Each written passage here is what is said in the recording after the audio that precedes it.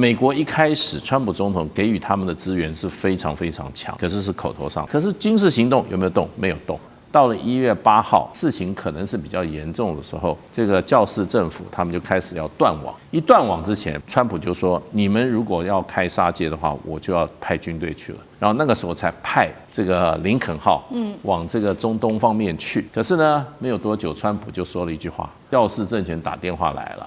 这个我当时觉得就是一个给自己下台阶的。持续的要来关心到中东情势，伊朗这一次祭出了各种的武器，不管是无人机跟电站来封口美国。那另外一方面，包括了美国的新链现在也被打瘫。但是至今大家关心的就是美国的林肯号到底到达伊朗附近了没有？到现在其实美国都还没有出手。难道美国这一次针对伊朗会选择放生吗？今天我们会一起的来做解读。3个火线话题，今天特别请来宾来帮我们做解读。首先看到的是伊朗现在内部的示威持续，大家也在看说美国会不会来救他们呢？美国是不是决定不救伊朗了？因为到现在仍然是看不到林肯号航母到达当地，而伊朗现在内部靠着各种的断网，还有电站系统跟无人机，让这个外面的世界完全看不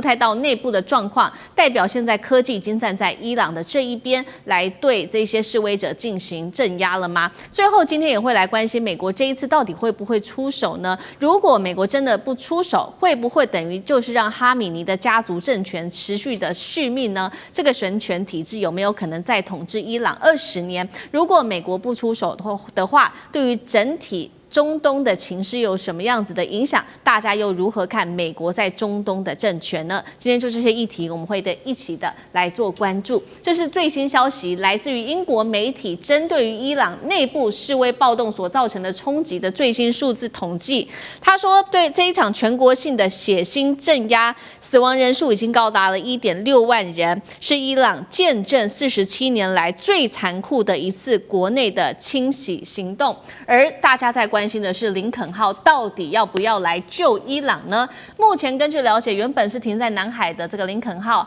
航母的打击群是已经正式通过马六甲了，现在预估已经转向印度洋，最快可以在3到4天之内就能够逼近波斯湾了。不过呢，在林肯号要航向这个伊朗附近的时候，美国华盛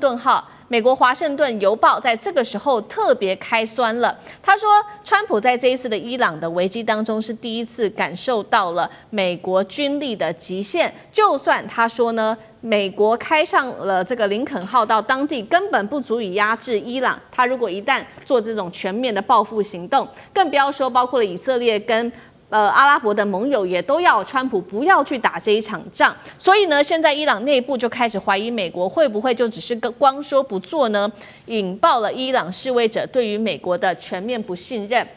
而真实案例我们也要来看到，是川普先前不是说了吗？针对这些示威者，美国会来营救他们。结果我们看到内部有一个真实的故事，在这几天发生。38岁的这个伊朗示威者，他叫做希尔扎德，他是一名父亲哦。那原本他亲自参与这场抗议，就是认为说背后会有美国的箱艇。在这场示威活动中，他看到他的同伴一个个的倒下。当时伊朗的安全部队在向他开枪的时候，他甚至还相信美国很快就会到达，没有想到他最后身亡了，也没有等到美军的援助，留下了一名12岁的儿子，发生了这样悲惨的故事。其实在伊朗有非常多的个案，我们没办法一一的报道。那节目一开始我们要来特别关心到的就是林肯号迟还没有开向伊朗周边，已经重挫伊朗人民对于美国的信任了吗？所谓美国在中东的军事存在，还剩下多少真实的威慑力？大使怎么看？对，其实这一次整个的这个暴动啊，伊朗政府多次对外说，他说这个就是美国跟以色列在外部策动，内部的反对派啊，那么里应外合的一次活动啊。那这个东西当然美国不会承认啊。不过川普讲的这个中间啊，大概是个今年初开始，去年底开始啊，慢慢爆发的。其实爆发的原因主要是经济，因为伊朗的这个物价、通膨跟它的汇率啊，三者都变得非常的好糟糕，那让伊朗老百姓这个生活上感觉到大不如前啊，前景也不好。所以呢，开始是从伊朗德黑兰的大市场大巴扎开始了。那个有几个商家开了贴了标语，然后这些一开始就从这里开始，那结束也在这里结束。因为最近有一个大陆的一个在这个伊朗的一个做学问的一个学者，他最近刚回到大陆，有人访问他那个情况，其实他的感觉是伊朗从头到尾没有失控，没有失控。可是他看到的大部分都是德黑兰地区，然后有的时候有高有低，可是以他在伊朗见到的这种群众运动来讲，规模是中等的啊。那问题就是说，伊朗这个这一次呢，不是只有在德黑兰有这个抗议事件，伊朗30几个省一半的省份通通动起来了。那这个动起来就变成有人说，就是说这可能是有组织性的，有组织性，尤其。你知道伊朗这个靠近库德族的地区，有库德族的分离主义运动，长期跟伊朗中央政府在做对立的。那另外还有就贝鲁兹的部分，也是有贝鲁兹分离主义，那长期在跟这个伊朗中央政府作对的。那当然这些地方它本来就是有组织、有目标的一种反抗中央政府的作为，当然动乱会比较大。那所以大概差不多有30几个省中有一半。通通有这个所谓的示威抗议事件，那可是另外一个角度看，就还有一半没有事啊。对，伊朗是有120万平方公里、9000万人的国家，所以这次事件的话，就是说星星之火可以燎原，可是它并没有燎原。那这个过程中呢，美国一开始川普总统给予他们的资源是非常非常强的，可是是口头上的。对，可是军事行动有没有动？没有动。为什么呢？因为12月底、1月初的时候，这个事情开始的时候，川普那个喊话，西方社会对于伊朗内部的反话，对于他们的支持是非常非常强劲的。包括在那个美国已经度过了将近半个世纪的巴勒维总统的儿子、巴勒维国王的儿子巴勒维2世，也开始积极喊话，说你们必须不要放下武器，你们要继续这样子你们才可以达到你们目的，不断的喊话。那西方媒体也帮他们一起造势啊。那可是呢，到了1月8号，这个事情可能是比较严重的时候，这个教士政府他们就开始要断网。一断网之前，川普就说：“你们如果要开杀戒的话，我就要派军队去了。”然后那个时候才派这个林肯号往这个中东方面去。可是呢，没有多久，川普就说了一句话，川普说。他们打电话给我们了，意思就是说教士政权打电话来了。这个我当时觉得就是一个给自己下台阶的，也就是说情势现在控制了。那些在内部再怎么样，在街头上抗争的人，你们不要怕啊，他们政府已经跟我们美国人直接在讲了。那一方面也是给予这些在街头上抗争的一种精神上鼓励，另外一方面的话，他也是找一个台阶下，并不是说我没有行动。我们。支持你们，让你们在街头抗争，结果你们现在可能会被歼灭的时候，他总是要有一些说法嘛。那个说法就是说，我们已经怎么样，跟你们的政府联系上。那可是这个事情1月8号以后，这个伊朗政府就革命卫队上街头，大肆捕人呐，而且那个时候死伤有人说2000，有人说4000。BBC 讲的最多 ，BBC 当时讲2000人，可是美国有人权团体说大概500多一点人。那到底多少的话不知道。可是呢，川普呢就警告说，你们不能抓到枪毙的人。可是呢，到了大概十几号的时候呢，12号吧，川普又对外说，我告诉各位大家放心，这个伊朗政府已经同意不把抓到那个800个抗议者杀掉，不杀他们了。所以川普从头到尾就说，既然如此，我就没有必要用兵了，所以就到此结束了。所以你说，如果说你今天你是跟美国跟以色列政府讲好说，我们这个时候起义举事，然后我们把这个现在的这个教士政府政权把它推翻，那你们到是时候你们来帮助我们，从头到尾都没有等到的话，请问你如果是参加这一次这个动乱的，对这些组织，或者是你会不会对美国、对以色列，如果说他们就跟这个伊朗政府讲的是他们这2个国家在幕后策动，你会不会产生很大的一种挫折跟一种失望？对，好。现在目前就是我们可以看到，因为川普他目前都只限于口头，没有任何军事上面的行动。刚刚大使帮我们回顾了整个时间轴，所以导致了伊朗内部人民是对于川普有极度的一个不信任。那另外一方面，在伊朗内部则是持续的扩大在军事上面对于自己境内的一些限制，尤其现在断的就是网络。他们全国境内9000万人的网络现在政府是直接从8号开始直接打断，顺便呢，大家非常看好的就是美国星链神话也直接被打破了。我们来回顾一下，当时在1月8号那一天，伊朗它封锁它的网络30分钟内，竟然网络流量直接暴跌98.5%，等于是直接全国断网了，并且出动的是这个军规级的手段来干扰美国的星链卫星。CNN 说了，星链已经成为伊朗当局的封锁重点的目标，靠的是什么？来看到 CG 上。伊朗它动用了哪一些国家级的电站3连杀？首先，第一个我们看到是射频再加上 GPS 的干扰，直接削弱了低轨卫星的连线，让这个讯号就变得非常的断断续续的。再来就是因为呢，星链它的经济门槛很高，过去2年之内，虽然说已经送了5到10台的星链设备到伊朗，但是对于9000万人口的伊朗来说，还是非常的太少了，杯水车薪啊。最后是伊朗它无人机可以去猎杀这些星链系统，因为星链设置的地方太明显了，不管是在屋顶或空旷处，伊朗政府是直接派出无人机来做巡逻，就把这些星链给这个巡逻抓到所以这个路透社也引述了这个使用者证实说，星链只能在部分地区勉强的使用，而且呢连线是很不稳定的。干哥又怎么看这一次伊朗全面断网，加上干扰卫星、出动无人机猎杀等等电站资讯封锁，对于这一次来说，是伊朗政府能够镇压民众的一个重要配备吗？伊朗已经要动用所有的手段要把星链 Starlink 给摧毁掉。就是要让人民没有办法把画面传到外面去。其实老实讲一句，现在你们所看到的一些断断续续的画面都很珍贵。为什么？因为有些人走了几百公里才找得到可以让星链接收得到的那个地方去。为什么？因为刚刚主持人也讲了，老实讲一句，其实伊朗国内很少这样子的接收器，其实估计至少要10万台，你大概才没有办法封锁。那伊朗是动用了国家级的干扰，它这方面，除了射频加 GPS 干扰，大家就想说，其实星链靠的就是什么 GPS 所以马斯克他其实老实讲一句，你说他近地卫星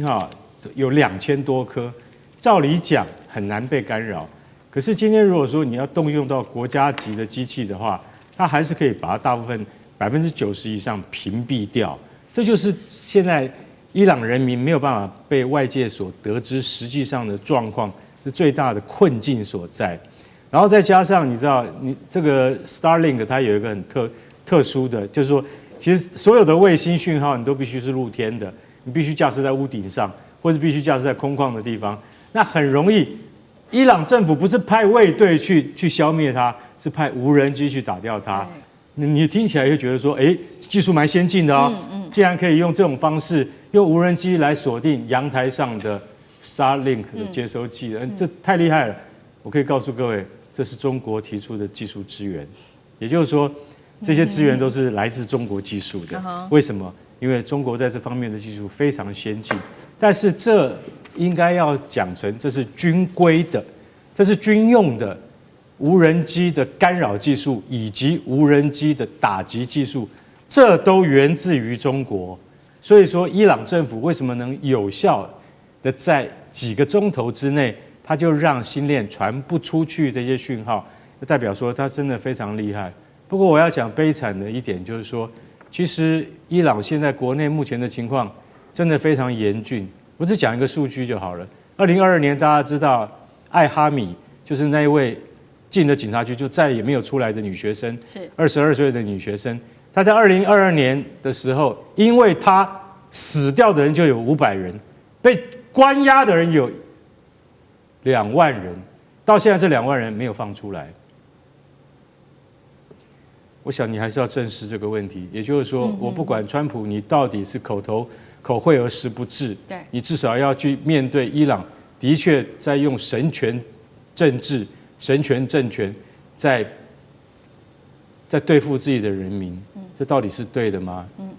我想海峡两岸的朋友们都应该多关注这件事情吧。好，陈杰干哥刚刚帮我们提到，美国在关键时刻只说不动哦，那么代表说接下来的哈米尼家族的政权会持续的续命吗？有没有可能再执政个20年？上志哥怎么看？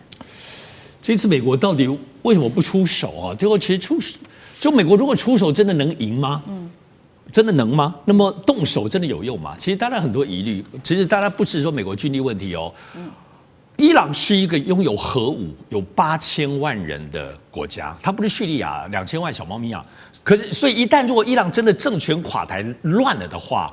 到最后关头，核武这些东西的技术是会流到恐怖分子。所以这次我们在思考这些政治跟军力的计算里头，其实还要思考这些像核武生成的问题哦。所以伊朗到底能不能乱？而且要知道，其实伊朗长久以来就是它是不是外力能够轻易摧折把它打破的？因为它跟所有的政治不一样。第一个，它是穆斯林；第二个，它在伊朗的政权里头，它所谓的这种类似由宗教维系着政治。政治的核心不是我们的民主政治或者什么选民投票、民众投票，它是宗教的信仰作为核心，它是一个大家长制。整个伊朗8000万人，你最后看这个国家哈米尼，它其实是一个难以想象，自古以来的大家长制，到现在都没有断绝的一个独特的政治体制，所以不是我们现在在估算这种西方喊话能够做的。所以，而且要知道政权的垮台这件事情其实是很微妙的。大家以为就打没有，其实我觉得海明威有一句话在这次 BBC 的评论里头有提到，它叫做一开始是渐进的，然后要有个突发的东西。这是什么概念？其实我们在中东，在很多的政权的体制当中，它最后能够推翻政权，首先第一名能够成功的是叫做军事政变，第二个部分就是全面内战。通常要在这样的情形之下的话，他的政权才会真的推翻。所以，但是你看这一次的抗争，虽然没有说很声势浩大，但是是商人、学生、基层来说，他们是为饥饿而战。他们不是真正的要推翻政治，而且这里头最大关键，我认为是什么？部队还是效忠的，我认为这是最大的关键。而且抗争后续无力，他跟先军，因为你要在联合国制裁2015年到现在，哈米尼他们上层社会政权都还有钱东西吃，真正没有能力持续的就是基层啊。所以这跟其他的民主社会的抗争不一样。所以我认为这几个关键因素看得出来，美国最后评估不会轻易打的原因是这些原因。观众朋友，今天特别要来关心到中东的情势，尤其现在战事绝对是一触即发的。中国大陆这一回有祭出了它的红旗，在伊朗会现身吗？另外，美国的 B-52则是路被封死了，再加上美国它要出动它的航母前往中东地区，中东战火现在在看谁会开启第一枪。今天3个火线话题，我们会请来宾特别帮我们做解答。首先，我们来看到的是，送进伊朗的除了有红旗，来自于大陆的红旗飞弹之外，还有米格29。那么以色列的战机的部分也是随时做待命了，可能随时都会开火。在此刻，最新消息在今天接近中午，我们收到的最新消息是来自于北韩的放话，如果伊朗遭到袭击，将会派兵参战。那纳坦雅胡耶反呛伊朗说，如果你敢错的话，我不排除针对平壤进行攻击。这一套我们今天会来关注的是来自于中伊朝的防空空战加援兵组合，真的能够挡住以色列吗？接下来关心到的是另外2个国家。包括了中国大陆跟印尼，现在挡住了在南海跟马六甲这边的军事航线，是告诉美国说，你的 B-2 轰炸机如果敢来打伊朗，我就让你不好过吗？第3点，我们今天也会来关心到的是美国的航母，刚刚说了往伊朗的方向前进，还有它的其他武器也都准备到位了，打击清单都列好了，川普什么时候可能进行攻击呢？今天就这些议题，我们都会一起的来做讨论。好，先来关心到的是最新消息，现在尤其在空中很紧张，以色列的战机在北部的空域被发现到密集的升空做巡航，进入随时都会可能开火的一个实战了。伊朗方面刚刚说的，出动了米格29战机，双方现在呢在空中对峙，火药味非常的浓厚。而此刻大陆则是派了运输机前往伊朗，疑似好像是里面放的是红旗系列的导弹，这个战力到底对于以色列来说会有多大的威胁呢？接下来我们要来看到的是，包括了中国跟印尼现在也联手封住了这边的地区，行经马六甲、南海前往中东的路线，试图封锁美军的 B-52 轰炸机经过这个地方。印尼现在最新规划还会再采购40架的巴基斯坦制的这个是雷电的一个战斗机，加强它在空中领域的一个防空系统。那么伊朗现在真的是非常的紧张，最新消息，它已经暂时关闭所有的领空了，大量的民航机也因此被迫改道，而过去统计只有少数，也就是2班的航班仍然获准经过在伊朗的上空。伊朗也最新授权了他们的部门说，如果在接下来的时间里面看到没有识别的飞机，一律会视为敌机，是可以立刻对这一些飞机开火的。刚刚提到了北韩也最新消息传出来，是 X 博主说的。金正恩已经警告美国了，停止打击伊朗。如果说我发现伊朗遭到袭击的话，我们北韩会派朝鲜人民军来参战。纳坦雅胡当然很火大了，他也直接怒呛金正恩：如果你真的北韩敢派兵，以色列也会派我们的空军部队针对平壤进行报复性的攻击。而最新消息包括了中国大陆的外长跟伊朗的外长已经见面，并且已经通话了。那么伊朗的外长是说呢，希望中国大陆能够发挥更大的作用来做帮忙。王毅则是态度比较平稳，他只说希望各方能够保持克制哦。那么所以节目一开始要特别请教厉将军怎么看了？刚刚讲的伊朗的，不管是他收到的红旗或者是米格29，真能挡住美国跟以色列的军队吗？中国现在到底态度是什么？红旗飞弹都已经进入到伊朗了，这个态度上还是这么的平稳，只是劝和而已吗？还是在跟美国在中东地区已经摊牌了？我们今天也会关心到中国大陆跟印尼的角色，挡住了 B52去中东的去路，是在跟美国做警告吗？李将军怎么看？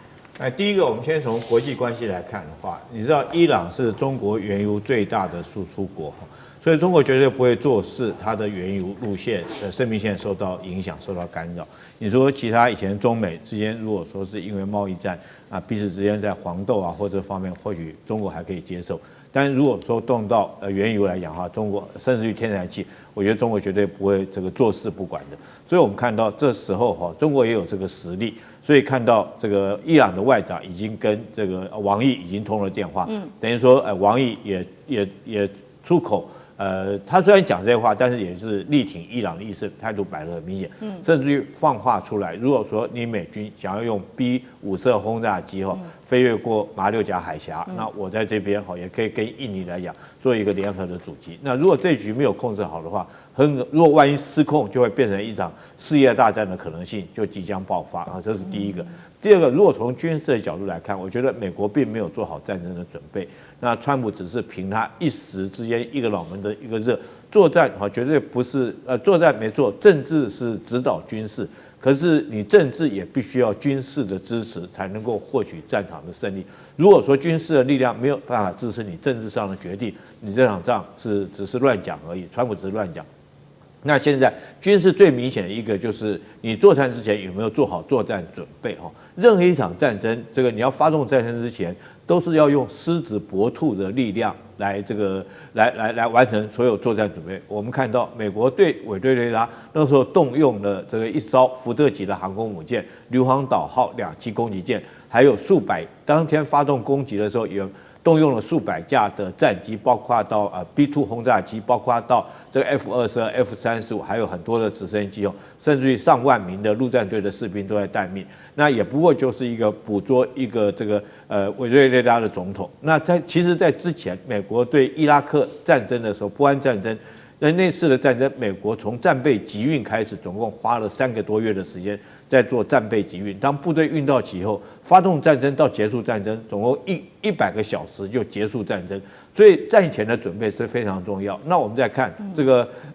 俄乌战争里面，俄罗斯刚开始，如果大家还有印象的话，大概也是从头到尾开始有这个讯息到真的发动攻势，可能中间也将近有半年的时间做所有作战准备。那这是我们看到美国对于要发动伊朗的攻势完全没有任何的战争准备，甚至于到现在林肯号还远在这个南海地区还没有过去，甚至于说要1个月的时间才能过去。所以我认为美国并没有真的要做好作战准备。或许川普有这种念头跟想法，可是军事上面没办法支持他发动这场攻势。第二个，我们讲说北韩这个，我觉得金正恩纯粹就是在蹭热度而已，真的这场在蹭热度。第一个就是说，伊朗缺的不是陆军部队，北韩强的是陆军，他可以去支援这个俄罗斯打库斯克尔战役，因为他要的是陆军嘛。那其实伊朗来讲，自己本身不缺陆军哈，那你北韩你强的就是陆军，那伊朗缺的是空军制空的能力，那你北韩并没有这个能力，所以我觉得金正恩这是纯粹就是在趁热度而已，他不需要你的陆军来支援来帮忙，他们自己本身的革命卫队其实战力已经够强了，那美军来讲也不太可能投入地面部队。那第二个，我觉得纳坦雅胡也是在打高空哦，这为什么呢？你想想看，你以色列空军是很强，没错，但你空军再怎么飞，你要有基地，你才能够飞进北韩去轰炸。如果你没有基地，你怎么进北韩？试想一下，如果说以色列的空军真的借到日本的空军基地愿意借给他，然后这个先不讲国际的这种博弈的关系如果说真的停在日本机场来讲的话，那你想想看，北韩会不会对日本动手？北韩这个导弹，它导弹打不到你美国，打不到你以色列，但是它打日本是绰绰有余啊。如果说你真的日本敢提供基地或甚至于南韩敢提供基地给以色列来讲的话，我觉得这个北韩一定会动手嘛。所以我觉得纳坦雅胡讲这种话，说要派飞机去轰炸平壤，我觉得只是一个这种空话而已啦，这个根本不切实际。所以这两个人这个不管纳坦雅胡或觉得金正恩都是金正恩是完全是在趁热度趁这一波的热度，表示他在国际之间博取一个话语权而已。那纳坦雅胡讲的只是空话，我不认为这些事情有可能会发生。倒是后续来讲，我觉得这个目前伊朗来讲它暴动的局势好像渐渐已经压下去了。那现在来讲，它领空也逐渐开放，可见呢在中东这边局势慢慢已经开始缓和了。好，那如果我们就军事面单讲武器的话，也特别请教张将军，有关于空中，因为现在中国大陆是说红旗要送进去嘛，那伊朗还会再派米格29，能够挡住美以的军队吗？我认为要把这个红旗9B把它送到伊朗去我认为还要挑战，还有2个挑战。第一个，训练够不够？不是一过去，你这样子人就会操作，就会使用整个系统，包含指挥、管制、共同作战图像，你有没有建制？那这都要经过训练。那你要送过去，最近要先过去，你能不能产生即战力？那这是个问题不是马上就能够上手的。那所以我来看这个红旗9B，可能中国大陆给伊朗的应该是新型的，那个射程可以打400公里，就跟我们所讲的，就跟俄罗斯提供给伊朗的。但是因为俄乌战争，所以现在俄罗斯没有办法提供给伊朗，那就变成中国大陆来取代用红旗9B，不然俄罗斯提供到 S400就好了。那伊朗以前也有 S300那 S300换装到 S400，那是驾轻就熟，顺水嘛。但是拿中国的红旗9B就不一样了，另外一种系统，你还包括语言的隔阂、人员的训练，这方面都是问题。还有第二个，电战。我们知道以色列也好，或者是美国要对伊朗动武的话，先电磁制压。那你在这个高复杂电磁环境下的这种电磁制压，伊朗有多少的武器还有能够发挥它的性能，发挥它的反击的力道？那又成问题了。所以这2个，我认为就被伊朗就卡关了。训练跟制电职权，如果是掌握在以色列跟美国手上，那它能够发挥多少的威力？而且又是训练个半生不熟。对，那你这换句话说，所能够产生的防空拦截，我们叫防拦的效果就相对有限。那现在中国大陆联手印尼来卡这个 B52战略轰炸机，B52战略轰炸机如果不空中加油，它可以飞将近16000公里。作战半径是7000公里，是这样。但是今天好，它是2手到马六甲，不要走马六甲海峡，它从南印尼航路，就是我们讲赤道以南，就被南半球了，贴到印尼的南边飞过去，飞到我们也不要进入这个阿达曼海峡，那直接从印尼南边进入印度洋。有没有这种可能？有，在印尼跟澳洲中间，那只是绕一个大圈圈而已。这是第一个就解决了。然后为什么呢？因为 B52可以空中加油，只要有KC-135在旁边陪到了，那空中加油就好了，它是可以长边一直直接飞行，而且它的正副驾驶后面还有一个备用驾驶，跟彼此互换所以人员不是问题。那个空中加油让航程也不是问题，这是美国可以克服的手段。美国第2个克服手段呢，它在这个中印度洋有个迪亚哥加西亚，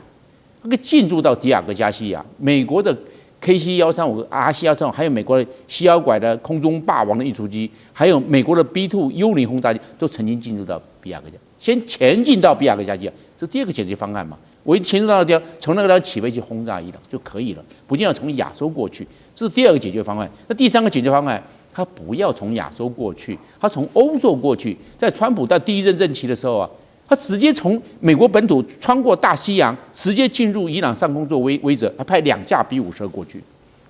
做一个战略威慑对伊朗。他从欧洲就过来了嘛。以前美国去轰炸利比亚是这样取到，从大西洋过来 B-52，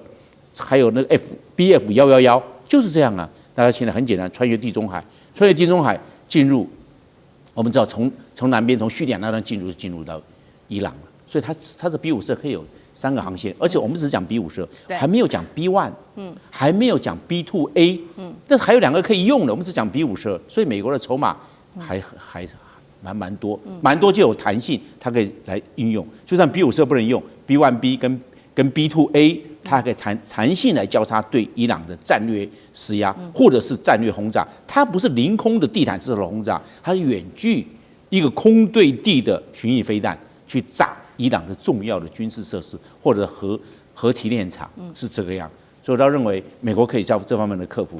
那当然，这个伊朗经过这些方面的。就从去年的6月23号整补到现在啊，是有一段时间有局部的战力，但来看还没有形成总体战力。这个是这个以色列跟美国可以趁这个时候对伊朗下手所要考量的对美以有利的因素。好，我们对美以还有什么有利的因素？等一下我们持续来看。那刚刚整理出来是有关于伊朗的战力，还有在中国大陆跟俄罗斯部分的武器的协助之下有的战力。我们来看到美国手上还有哪一些牌？因为呢，川普他要再放话了，他说不排除要做军事行动。CNN 现在引述了多名的军事分析师，认为说美国接下来可能打的军事清单有几个重要的地点，一共是4个地方。第一个是军警指挥控制中心，第二个是有关于伊朗高层他们所住的地方，最后是关键盈利企业跟波斯湾石油跟能源设施。那现在美国在战备上有什么样的准备？我们首先刚刚提到的有关于林肯号航母的打击群，现在说呢已经紧急调往中东了，有没有可能1周内完成部署？现在是知情人士在做讨论的。再来就是战斧巡弋飞弹有可能精准打击伊斯兰革命卫队的基地跟它的指挥中心吗？第3个是它的空对地的远距攻击飞弹，可以放在 F-15、F-16啊等等的战机，或者是超级大黄蜂上面来做发射。最新来自于华盛顿核心圈的情资也显示，川普已经准备好，他说对伊朗按下按钮，这个按钮是军事按钮还是在金融上面制裁的按钮还不知道。美国什么时候动手，还在等什么？杨老师怎么看？首先，我认为美国不希望打全面性战争，也不会打地面战争，就不希望另外一个伊拉克战争再出现，或者另外一个美国打的俄乌战争、美伊战争，那会变成一个消耗的无底洞。而且伊朗的混乱不只是会造成伊朗内部的混乱，整个中东地区甚至全球都会有一些恐怖主义或者是难民，会变成全球的这个灾难。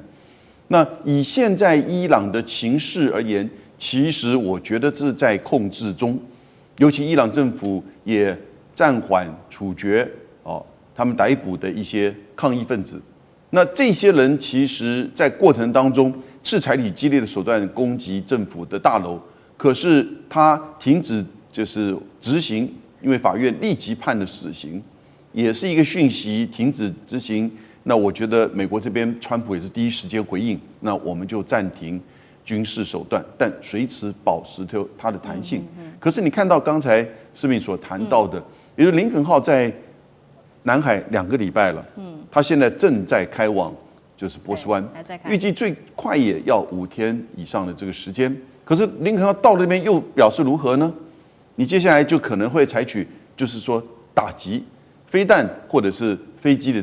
这种定点的打击。刚才提到了几个地点，尤其是像是原油设施、核子设施，或者是军事这个设施，或者是城镇或者是这些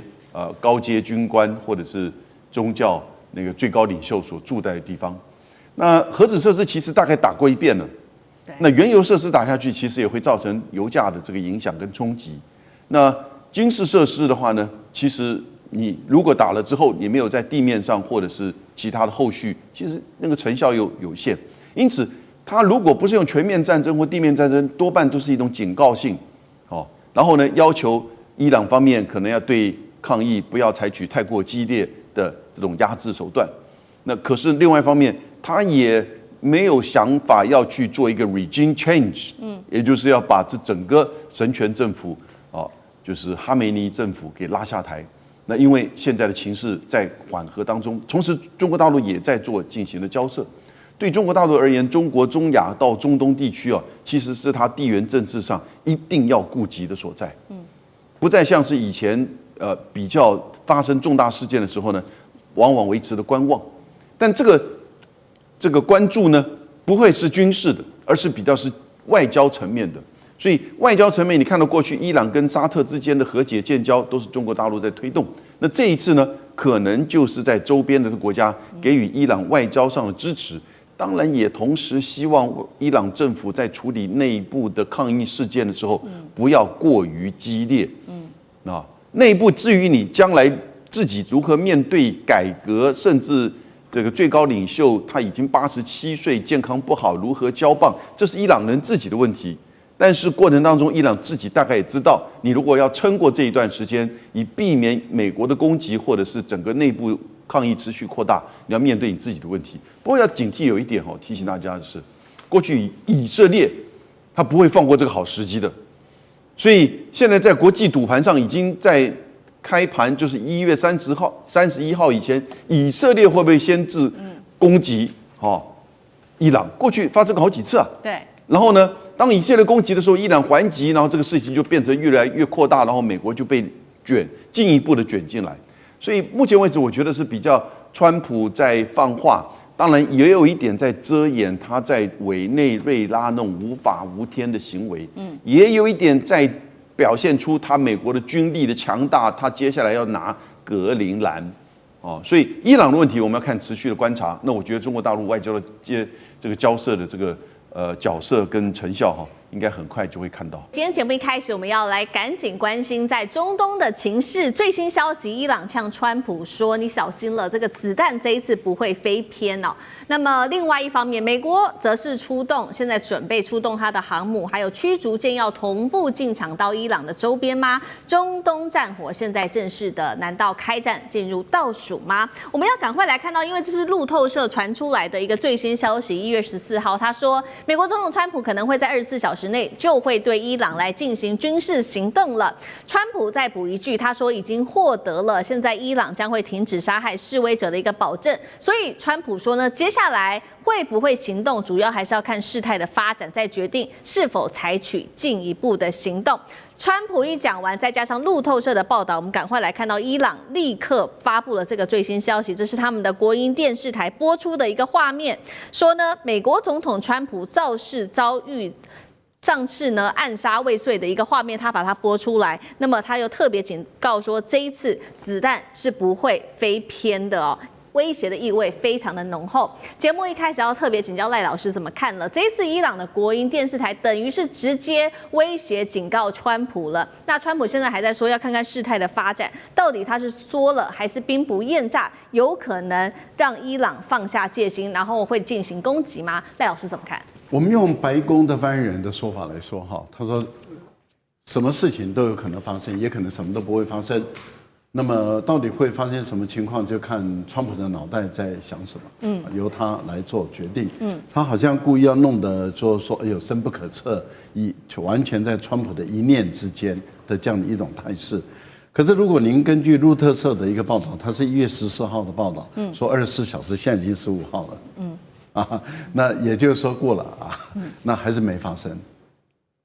川普为什么会突然间漏了这么一段话，说有利人士？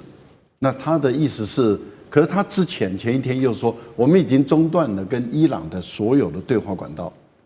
他有自己说的那是13号，他在飞机上说，我们已经不跟伊朗有任何谈判了，所以这是一个最后的一个通牒。走到那个抗争场上的这个伊朗的民众兄弟们他讲的是爱国者的伊朗人，那我把它翻译成为兄弟们，挺住、撑住，不要离开你的街头去占领这个伊朗的这个机构，也就是说革命吧、造反吧。我美国的军队已经正在路上。好，那我们就来看了。结果您知道，人类间最有趣的事情发生了，突然间，欧洲、美国的所有的媒体有关于伊朗的抗争的新闻报道跟画面消失了。我连2天一直在搜啊，我上这个美国的直接的网站，不管是 CNN 啊，或者是法国的媒体啊，因为我懂法文，我就那边直接不断的在找啊，找德国的，没有就是原来中央市场供应的同一个画面，为什么我会说同一个画面、同一个影片？说伊朗的有17个省，一半以上的省都爆发了示威抗议活动。是，而且死的人数堆积如山然后到处有抗争。可是您有没有注意到，画面就是那2幅，影片就是那几张，就是那几个影片。这很奇怪，17个省各个地方都发生，怎么会只有那几张画面、那几张照片、那几个影片？这代表什么？有一个中央厨房在供应，满足各媒体，而并不是各媒体的记者到各个城市，到各个省市，甚至在一个城市里面的不同的角度来拍，因为每个用的都同一张画面，这个代表有鬼，有鬼就代表我在欧洲待那么久，在他们的研究单位待那么久，我就知道中央厨房在制造东西供应了。结果他们发现这个认知作战搞大了，好像真的要打起来了。那伊朗政权又推翻不了，因为目前来讲看起来是推翻不了。推翻不了，美国又不愿意派地面部队，陆战队也不派，步兵也不派，那你也没有准备好，你要大规模的进入到伊朗，你想想看，打一个阿富汗13万的军人，打一个阿富汗你都要10几万的军人，你打一个伊朗，你要多少万的军人进来？伊朗有8800多万人了，革命卫队、国民兵、民兵组织、民兵抽调回来等等。这些你要动用多少军人？动用多少军人？你的整个后勤补给，以美国人来讲，后勤先行，军队后上的情形下，你不可能派地面部队，你也不可能斩首行动，因为德黑兰很内陆，你的飞机飞不到，那么你的飞机可能就会被打下来。而且德黑兰跟委内瑞拉不一样啊，委内瑞拉是不敢打美军告诉你说，你如果打我这边，你干掉了。俄罗斯也没有帮这个委内瑞拉真的把 S-300的防空系统建立起来，可是伊朗却有伊朗有防空系统，确实有好，而且可以打。那在这样的一个情形下的话，美军他怕进去以后，如果死伤惨重的话，这个对特朗普来讲，他未来该怎么交代，跟国人怎么交代？所以这些态势已经越来越摆明了，地面部队不敢派。然后你说派轰炸机、战略轰炸机，你战略轰炸机总是要转场嘛？你难道再派一个 B-52的这种隐身的战略轰炸机？那你要炸什么？炸的那些东西就能够让这个伊朗的政权就瓦解了吗？很难吧？我还没听过这种战略。我相信杜黑的这个空权论曾经发生过，那是发生在塞尔维亚，而且炸了几个月，炸了多久的时间，才让塞尔维亚的这个政府屈服？但是怎么可能因为伊朗就这样炸了一下以后，他们就屈服说：“哎呀，我投降了，我的政权交出去。”这不可能发生的事，一切都不能发生。那请问一下，你动武的意思是什么？军事行动的意思是什么？军事行动要有一个战略目标，目标是什么？你是要挑起更大的战端。如果伊朗在因为你对我采取军事行动，我挑起以色列跟我的战争，以色列说我这一次我作弊，我坐山观虎斗，我不介入。但是如果伊朗可以主动挑起我伊朗如果炸了我以色列人，我不打不行啊，那就变成宗教战争。一旦成为宗教战争，中东地区陷入混乱，这些都要考虑吧。所以我个人是认为什么都没考虑，然后就是川普说我要打，我是觉得虚张声势而已。等到声势虚张完了以后，给自己找一个下台阶，说有利人士告诉我，说这个他们已经停止镇压了，所以意思也就是不动了吗？所以我个人是觉得，以目前来讲，川普他本身骑虎难下了。因为如果真的死伤人数到5、6千人的话，你却没有任何出兵，那你当时画的红线就是假的。是好，难道现在这个包括示威活动，整个来说都是美国方面在自导自演吗？目前我们看起来，确实美方还是以喊话的成分居多。因为川普呢持续的喊话之外，其实来自于华盛顿邮报的报道说，川普他之前在1月12号已经私下的向这些欧洲的盟友索取伊朗境内的潜在打击目标的情报，锁定的不是大家所想的核设施，而是他是想要锁定的是这一次主导镇压杀害示威者的伊朗政府的一个高层。那白宫圈内人士说，到底美国会不会动手呢？现在答案是说，川普对于现在就动武的兴致是低于去年打击伊朗核设施的。他们预估这一次动武的几率就是一半，50%左右而已。我们也来看，除了在政治动机上面来做解读，我们也来看到现在美国在军事上有寄出了哪一些武器。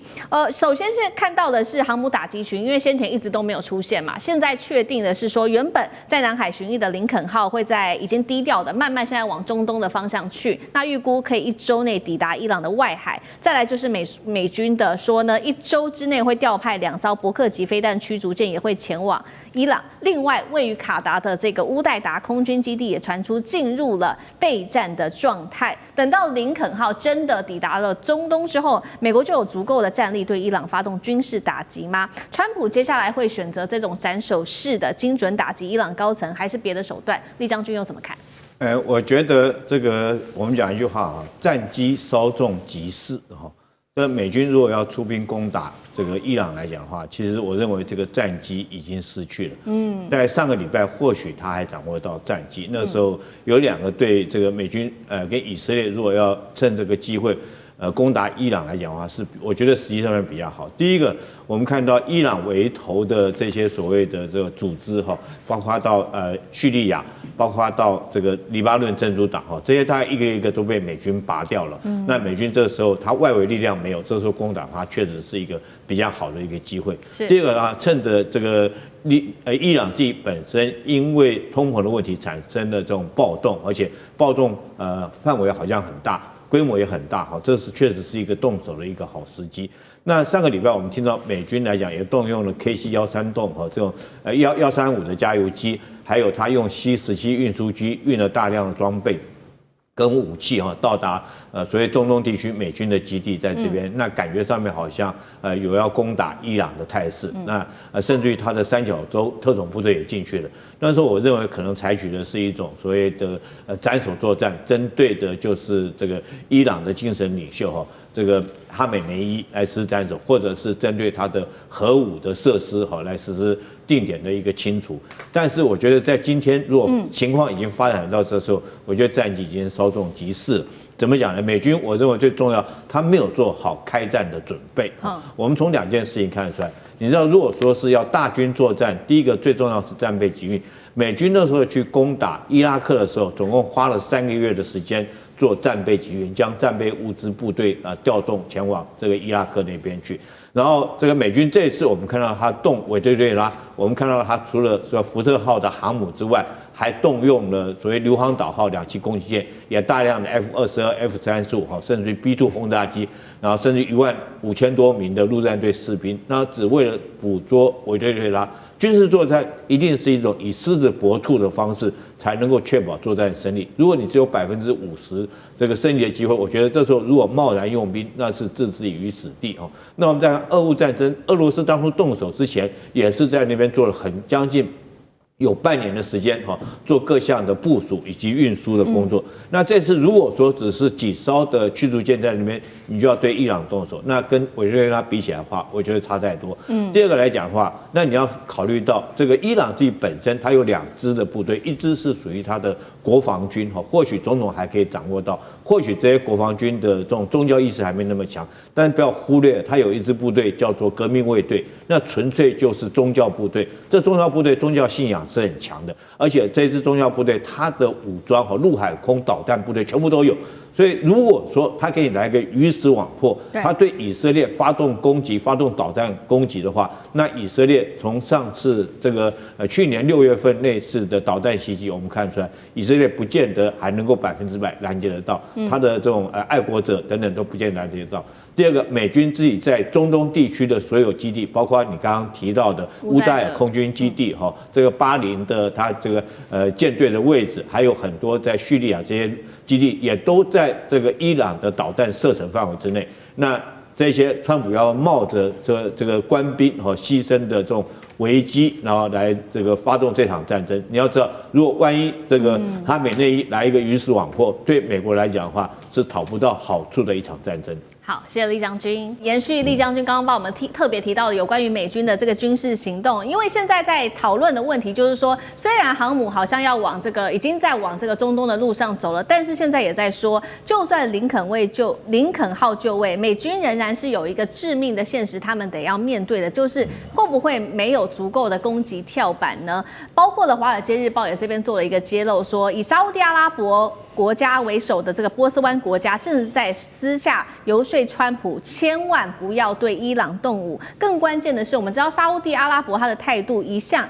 比较跟美国好，但是他这一次拒绝让美军使用他的境内基地作为跳板。其实沙烏地阿拉伯从二战之后一直是美国在中东最铁的一个盟友之一，这一次他却私下向德黑兰表示说他不会介入美国跟伊朗的冲突，原因就是要回到2023年。当时因为中国大陆北京的斡旋，让沙烏地跟这个宿敌伊朗完成了历史性的破冰和谈，甚至他们还恢复了建交。这也是为何这一次沙烏地他不挺美国去出兵伊朗的重要原因。所以可以说，中国在2年前促使了沙烏地跟伊朗的和解，等于现在是替德黑兰化解了一场战争风险吗？委员又怎么看？委员怎么看？我们先评估一下，如果美国以色列要对伊朗进行战争攻击的时候，它怎么攻击？它一定只有空中攻击，不会有海军，不会有陆军。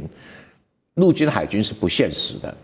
空中攻击呢，就要有战斗机、导弹跟所谓的轰炸机，尤其轰炸机效率最好，因为伊朗根本就没有防空武力，所以轰炸机是最适合的。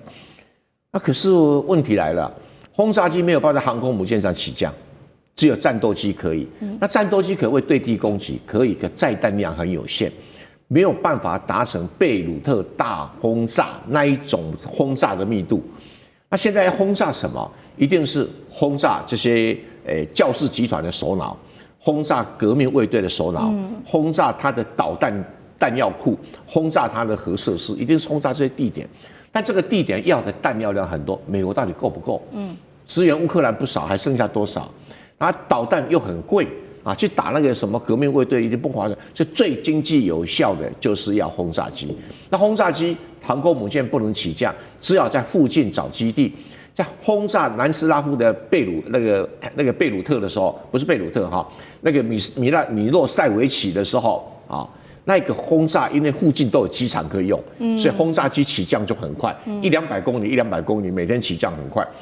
所以49天啊，把这个塞维亚几乎打烂了啊，所以最后只好投降了。而且这轰炸啊，精密度要尽量不损及民间的生存，那所以它的这个轰炸机的这个要飞得比较低一点哈。那对于这个在伊朗周遭就有困难了，以色列飞到那边1600公里啊，你从那个沙烏地阿拉伯飞到那边也是1000公里啊，那这么远的距离，你该怎么办？再来，如果是沙烏地阿拉伯不提供基地给你这个美军的话，你又该怎么办？对，那你顶多只能从伊拉克起飞去攻击。那伊拉克起飞去攻击，伊拉克的基地又很容易，因为太近了，又很容易被伊朗用导弹给攻击。你怎么去防止？所以只要沙烏地阿拉伯不配合，就会给美军帶來很多很多的困擾。那为什么沙烏地阿拉伯会不配合？就是因为前一段时间中国大陆啊，这个协助沙烏地阿拉伯跟伊朗和解，这两边的和解是国家对国家的和解，也是教派对教派的和解。因为沙烏地是逊尼派，然后伊朗是什叶派，这两派啊几乎是死敌啊，但是竟然能够在中国的斡旋底下，双方面达成谅解，而且还对标说，过去你对我做什么，我对你做什么，一对出来，都是别人做的，所以就心结就放下来。所以沙烏地阿拉伯不想要再进入跟伊朗的敌对状态，所以他不愿意配合美国是可以谅解的。那这样一来，美国到哪里去找轰炸机的基地啊？对。那美国现在其实航空母舰也还没集合到那一边，所以对伊朗的攻击还要做一番准备工作才行。